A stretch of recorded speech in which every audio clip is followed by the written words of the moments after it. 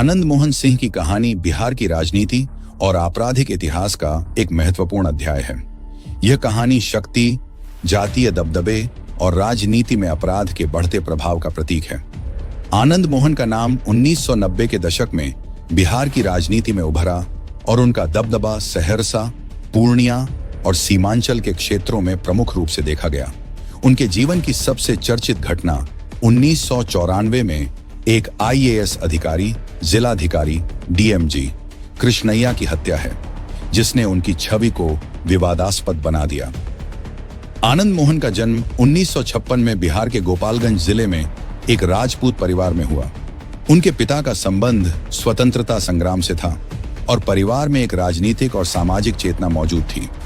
आनंद मोहन ने राजनीति में कदम रखते हुए समाजवादी विचारधारा को अपनाया और युवावस्था में ही अपनी नेतृत्व क्षमता का प्रदर्शन किया। 1980 के दशक में आनंद मोहन ने जनता दल के बैनर तले राजनीति की शुरुआत की और अपने भाषणों और संगठनात्मक क्षमताओं से पहचान बनाई। उनके समर्थक उन्हें राजपूत जाति के एक बड़े नेता के रूप में देखते थे। जल्द ही उन्होंने बिहार की राजनीति में अपनी मजबूत स्थिति बना ली। राजनीति और अपराध का गठजोड़ 1990 का दशक बिहार में जातीय राजनीति और अपराध के बढ़ते गठजोड़ का समय था। आनंद मोहन का नाम भी इसी दौर में उभरकर सामने आया। उन्होंने बिहार पीपल्स पार्टी BPP की स्थापना की, जो मुख्य रूप से राजपूत समुदाय के हितों का प्रतिनिधित्व करती थी। इस पार्टी के जरिए उन्होंने सहरसा, मधेपुरा और सीमांचल के इलाकों में अपना प्रभाव बढ़ाया। उनका दबदबा इतना था कि उनके नाम से ही लोग भयभीत हो जाते थे। वे अपने इलाके में राजपूत शक्ति के प्रतीक बन गए। इस दौरान आनंद मोहन पर कई आपराधिक मामलों के आरोप लगे, जिनमें हत्या, अपहरण और दंगा भड़काने जैसे आरोप शामिल थे। हालांकि उनके समर्थक इन आरोपों को राजनीति से प्रेरित बताते रहे। DMG कृष्णैया हत्याकांड 5 दिसंबर 1994 की वह घटना आनंद मोहन के जीवन और उनके राजनीतिक करियर का सबसे विवादास्पद हिस्सा बन गई। यह घटना मुजफ्फरपुर जिले के पास घटित हुई, जब तत्कालीन जिला अधिकारी DMG कृष्णैया की हत्या कर दी गई।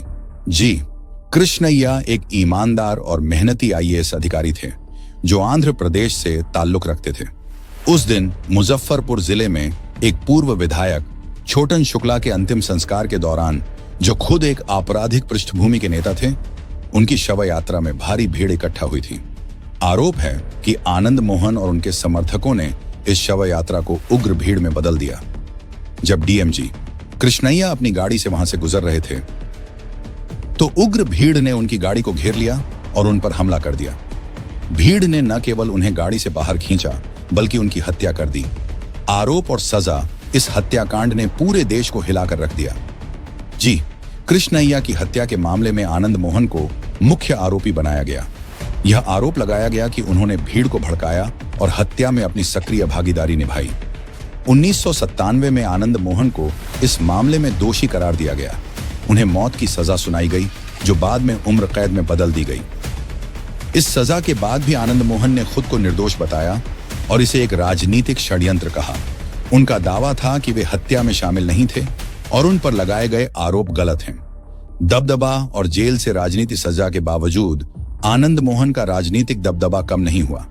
उन्होंने जेल में रहते हुए भी अपने समर्थकों के बीच अपनी पकड़ बनाए रखी। राजपूत समुदाय में उन्हें एक मसीहा के रूप में देखा जाता रहा।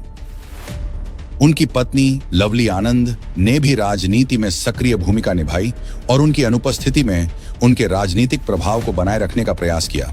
उनके बेटे चेतन आनंद ने भी राजनीति में कदम रखा, जिससे यह साफ हो गया कि आनंद मोहन की विरासत अभी समाप्त नहीं हुई है। समर्थन और विवाद आनंद मोहन की छवि को लेकर लोगों की राय विभाजित है।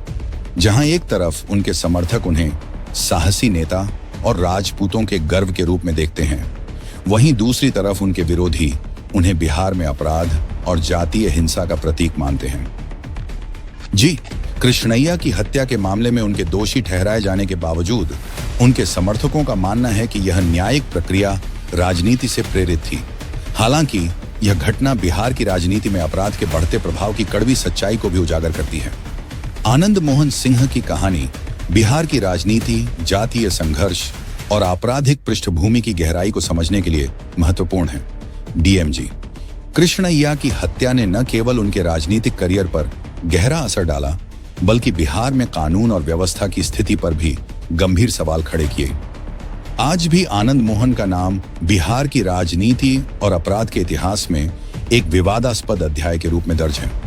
उनकी कहानी यह दिखाती है कि कैसे सत्ता, जातीय राजनीति और आपराधिक गतिविधियों का गठजोड़ समाज पर गहरा प्रभाव डाल सकता है। तो दोस्तों, वीडियो अगर पसंद आया हो तो वीडियो को लाइक और हमारे चैनल को सब्सक्राइब करें और अपने दोस्तों के साथ शेयर करें। धन्यवाद, और कमेंट करके बताएं वीडियो कैसी लगी। हमें आपके सपोर्ट की बहुत आवश्यकता है। धन्यवाद।